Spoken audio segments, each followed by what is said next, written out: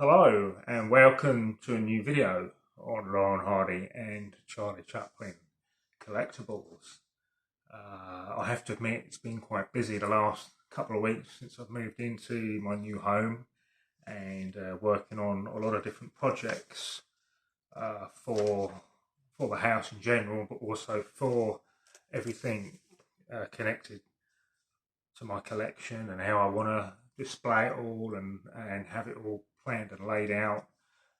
It's coming on quite nicely because where I'm going to have it all displayed is actually in the garage area, and the garage door area is now sealed, so that will help to stop any draft or cold or dampness getting in, and also the floor is all laid as well. So I don't want to give too much away at the moment, so eventually I will show all that eventually when it is fully complete. But like I say, the floor is all laid and it's looking really good. All the cabinets are ordered that I want, and a pretty big bookcase for all Laurel Hardy and Chaplin, Abbott Costello related subjects, amongst other film subjects, will all go together on the bookcase. So it's all coming on really nicely. So I mean, maybe hoping by the next video I'll be able to show the layout before I actually put anything in for display. So there it is. So for this video, I've just got a few items that I just wanted to go through that I've not actually done a proper video before for all this lot. So basically, I've had photos done and put them online, but like always like to do videos as well. So basically, just starting off with this lot, I got quite a while back now, which are a set of lobby cards, and these are from Bo Hunks and from the 1931 film, and these are the re-release 1950s lobby cards, but these are not a complete set. They're I think there's actually just five here. Yeah, so five sets.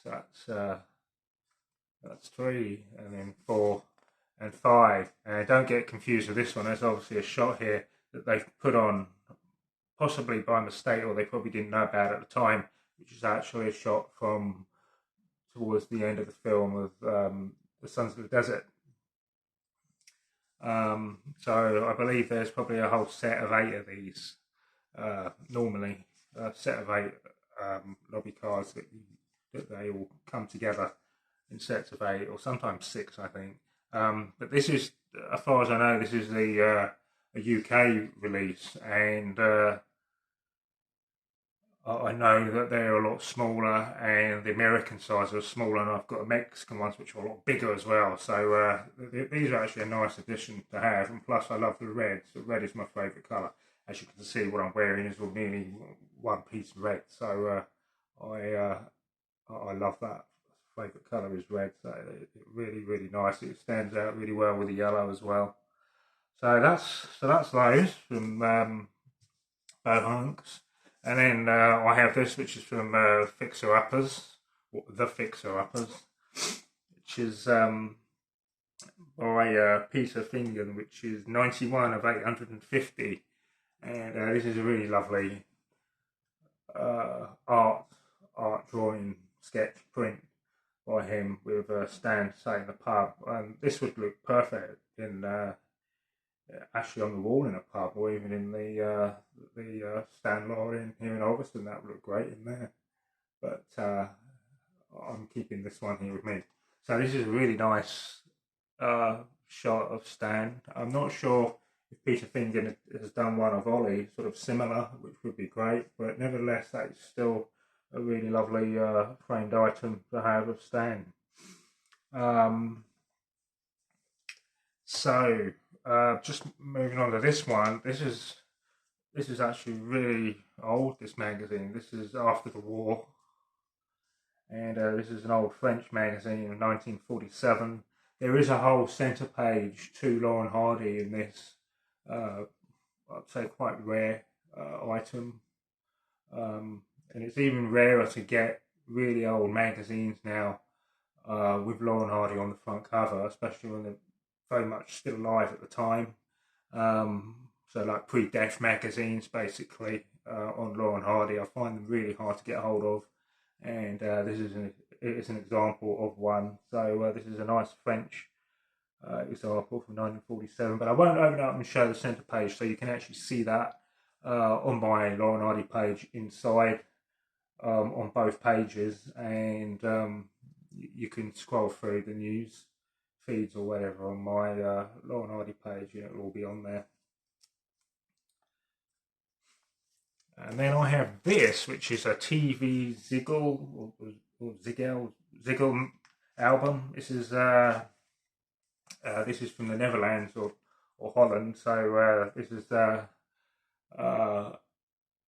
to me it's a little bit different, a little bit unusual to have. So this is 1976, and basically this would be for kids back in the day to collect stamps or stickers, stamps to put in on different subjects on TV programs back in the day in the 1970s. So, for example, you've got Doctor Who there, and then you've got cartoons, like kids' cartoons with all the different stamps inside. And this is actually a complete album, so this is actually really nice. You've got, I think it's Kojak in here. There's all sorts, all the different TV programs and stars of the day, probably going back to the 60s and 70s. And then, of course, you've got a full page of Laurel and Hardy inside. So it's just really, really nice there. From the Trump at Oxford and different various stamps from their various films. So a really nice addition to have.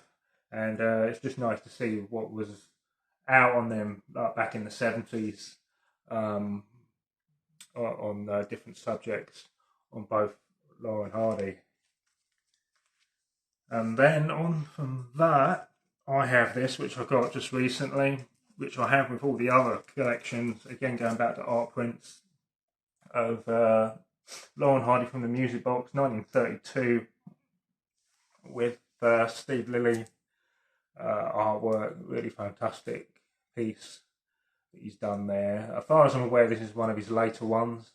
You can get these in the Laurel and Hardy Museum, which are more blown up and bigger sizes and mounted, but I just prefer the postcard size.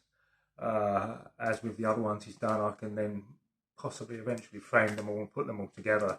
But really, really amazing artwork by Steve Lilly. And then also, not so long ago, which I was able to get from the museum, which they are actually selling at the moment, which are these little magnets, little gold head magnets of Stan and of Ollie. Really, really detailed, really nice little headshots of Laurel and Hardy.